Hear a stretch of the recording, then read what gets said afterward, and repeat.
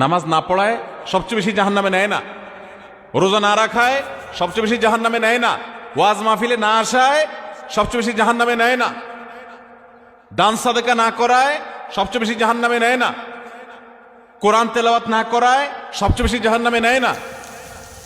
তাহলে কিসের সবচেয়ে বেশি জাহান্নামে নেয় মানুষকে? সুইলা রাসূলুল্লাহ সাল্লাল্লাহু আলাইহি সাল্লাম আন আকসারি মা ইউদখিলুন নাস আন-নার, মানুষকে সবচেয়ে বেশি জাহান্নামে নেয় কোন জিনিসে জিজ্ঞাসা করা হয়েছে। নবীজি বলেছেন দুই জিনিসে, আল ফামু ওয়াল ফারাজ, মানুষের জিহ্বা, মুখ এবং লজ্জাস্থান, এই দুইটা অঙ্গ মানুষকে সবচেয়ে বেশি জাহান্নামে নিয়ে যায়। সবচেয়ে বেশি জাহান্নামে নিবে এই দুইটা অঙ্গ।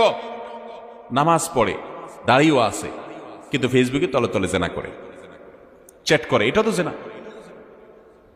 মানে সে কারোর প্রতি আসক্ত, হারাম রিলেশন হয়ে গেছে, এটা মহামারীর আকার ধারণ করে। সবচেয়ে বেশি মানুষ জাহান্নামে যাবে এই পাপের কারণে, অপরাধের কারণে।